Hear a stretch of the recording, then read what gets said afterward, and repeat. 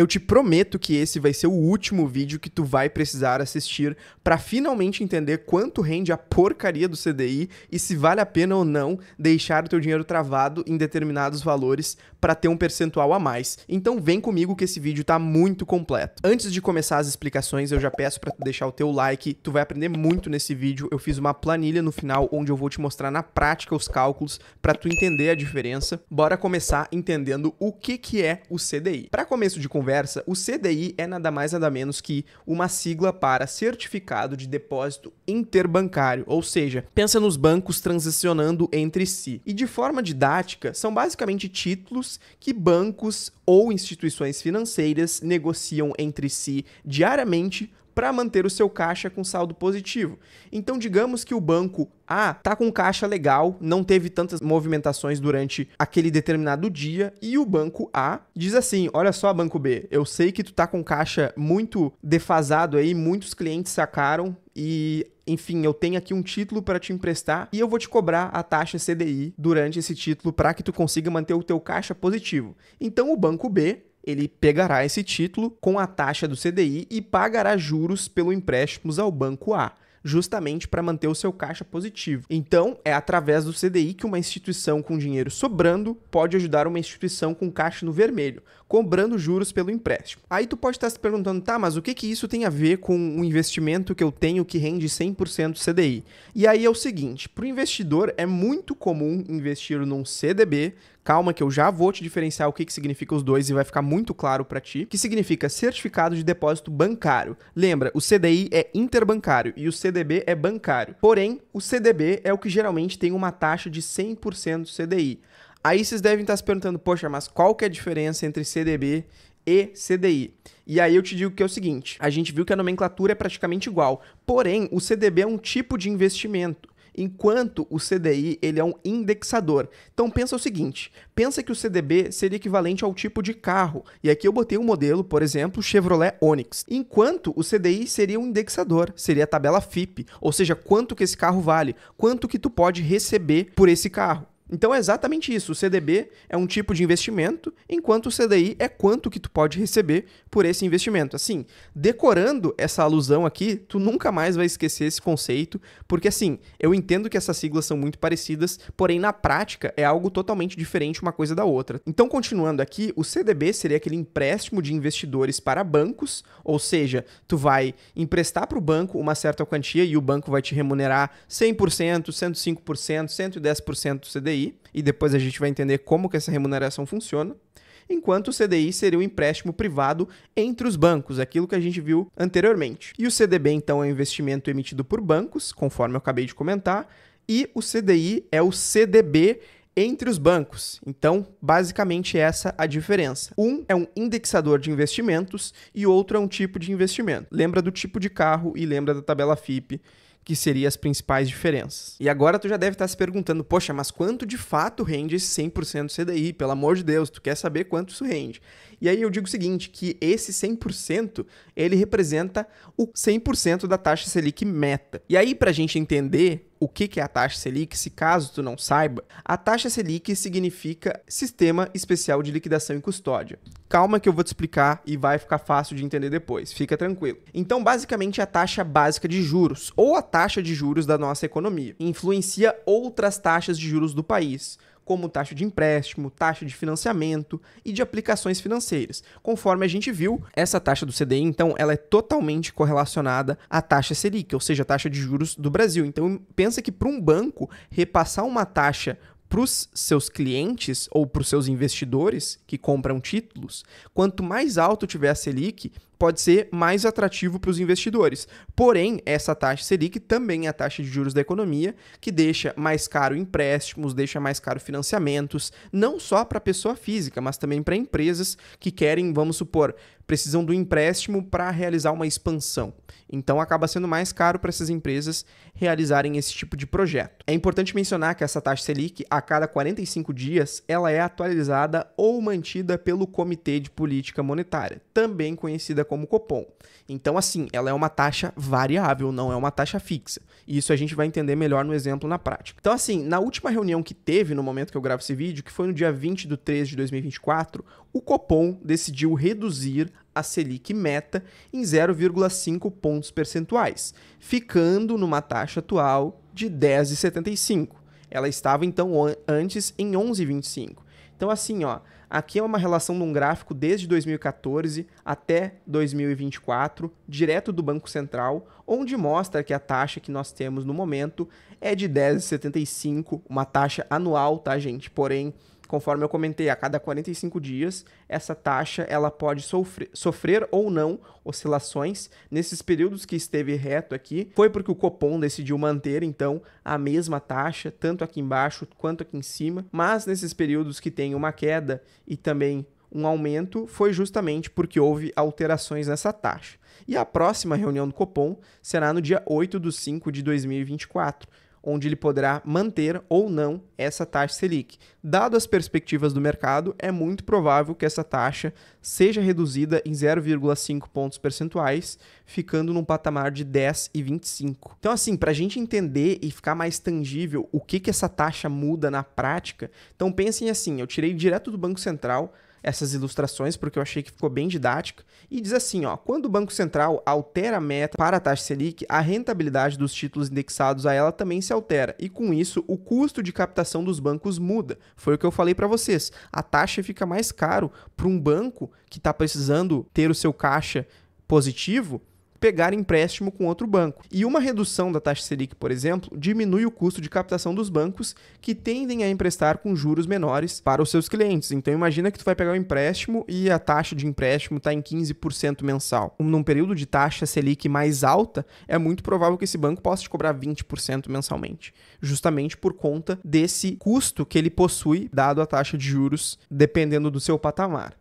E na prática, então, como funciona? Vamos supor, quando sobe a taxa Selic, os juros cobrados nos financiamentos, empréstimos e cartões de créditos ficam mais altos. Foi o que a gente viu ali. E isso acaba desestimulando o consumo e favorece a queda da inflação. Com uma queda da inflação, o governo não precisa deixar a taxa Selic, a taxa de juros, tão alta. Então, tomar dinheiro emprestado fica mais barato, já que os juros cobrados nessas operações ficam menores. E quando cai, isso consequentemente vai estimular o consumo, porque afinal de contas agora, teoricamente, está mais barato e mais atrativo para os clientes assumirem empréstimos, assumirem financiamentos e também para os bancos repassarem a uma taxa menor para os seus clientes. E agora eu sei que vocês ainda estão se perguntando quanto rende a porcaria do CDI. Beleza, agora eu já contextualizei tudo que vocês precisavam saber e finalmente então o CDI em 100% representa que esse título pagará praticamente 100% da Selic, que foi o que a gente acabou de ver.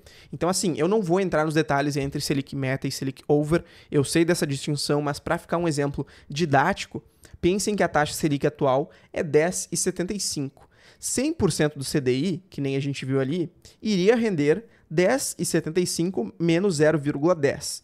Então, por isso que eu coloquei aqui praticamente 100% da Selic e não a taxa Selic, porque tem esse spread bancário que gira em torno de 0,10. Esse spread é basicamente o que o banco pega para ele, porque afinal de contas ele está pegando a taxa Selic atual, que é 10,75, porém ele te diz assim, cara, olha só, eu tenho um título aqui, mas ele vai pagar 100% do CDI. Só que 100% do CDI desconta esse 0,10 que fica para o banco, porque afinal de contas ele está intermediando essa operação entre um título do governo, que seria a Selic, e a instituição dele. Então, assim, ele pega uma parte para ele e, assim, para nós é ínfimo, tá, esse valor. Mas pensa que o banco, milhões de clientes que transicionam isso todos os dias. Então, acaba sendo uma receita relevante para o banco. E, afinal de contas, para nós, no atual momento, esse CDI renderia, então, 10,65. Fica tranquilo que eu vou te mostrar na prática como isso funciona com a nossa planilha daqui a pouco. Então, assim, o raciocínio que a gente tira é, então, eu posso investir num CDB do Nubank que rende 100% CDI, que no atual momento o meu retorno será de 10,65 anualmente, se essa taxa se manter constante? E a resposta é sim, tá? A questão é que é muito difícil o Copom manter uma taxa de 10,65 durante um ano seguido. Ele até pode manter por 2 ou 3 reuniões, digamos assim, mas mais do que isso é bem raro. Então, essa taxa ela oscila bastante e tudo vai depender dos níveis de inflação do nosso país. Então, assim, eu fiz aqui uma planilha para te explicar se vale a pena ou não investir em CDBs que tu precisa geralmente travar o teu capital por alguns meses ou por alguns anos. E basicamente aqui então nessa planilha para te explicar, eu coloquei aqui a Selic meta, que seria a taxa Selic atual que nós temos. Aqui Selic over, vocês não precisam se preocupar com isso no momento, mas basicamente a Selic over a gente pode entender que é a mesma coisa que o CDI, então é a taxa Selic meta menos 0,10, que seria aquele spread bancário que a gente viu. Aqui o tempo em anos que a gente quer investir o nosso dinheiro. E aqui eu coloquei um investimento de R$1.000 para ficar didático. E aqui só um aviso mostrando que a próxima divulgação para essa taxa Selic, ela vai ocorrer no dia 8 de maio, podendo ou não ser alterada essa taxa meta, tá?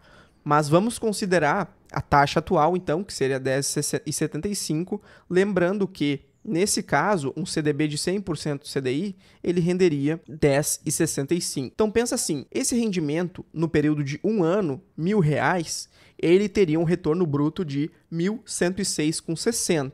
Sendo esse 106,60 o rendimento bruto. A questão é que a gente paga imposto de renda. E para quem não sabe, eu trouxe uma tabelinha aqui que mostra o seguinte, depende tudo de quanto tempo tu vai manter esse investimento. Mas basicamente essa alíquota, ela vai incidir no rendimento bruto, tá? Então, tu não precisa se preocupar com os R$1.000 que tu investiu. Tudo vai ser baseado no teu rendimento no período que tu deixou ali rodando. Então, digamos assim, se tu tirou em até 6 meses, tu vai pagar uma alíquota de 22,5%.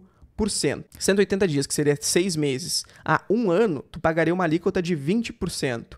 De 361 dias, que seria um ano, a 2 anos, seria 17,5%. E acima de 2 anos, que seria 720 dias, tu paga 15%. Então, assim, o que eu quero deixar claro para vocês é, vocês nunca vão receber 10,65 de rendimentos. Esse é o rendimento nominal de qualquer renda fixa. Vocês sempre vão pagar 15% de imposto de renda no mínimo. Isso se vocês segurarem por 2 anos. Se segurou por 3, não importa. 4, 5 anos, não importa. 15% de imposto de renda é o que deve ser pago. Antes disso, vocês vão pagar mais, mas aqui eu estou pegando um exemplo de um ano, e aí eu considerei aqui 20% de imposto de renda. Se a gente aumentar para 2 anos, ele já vai cair aqui a alíquota de R nessa planilha que eu fiz. Então, para deixar em um ano, aqui nós vamos pagar 20%. Então, olha só, voltando para a nossa simulação, a gente viu aqui então que deu um rendimento bruto de 106,50, porém, a gente tem que descontar 20% desse rendimento, que seria imposto de renda. Então, R$21,30 é o que a gente vai pagar de imposto de renda. A gente não precisa fazer nada, esse imposto já é descontado direto no momento que tu vende o título, e o rendimento líquido seria R$ 85,20 durante um ano. Então, ao invés de tu ter recebido 10,65%, que seria a taxa do CDI, 100%, tu recebeu 8,52%, justamente porque o imposto de renda dá uma mordida no teu rendimento. E o total líquido, então, ficou em R$ 1.085,20. Outra coisa que eu não posso deixar de citar aqui é que qualquer investimento em renda fixa também pode incidir o IOF, que é o Imposto sobre Operações Financeiras. E aí, o IOF ele incide da seguinte maneira.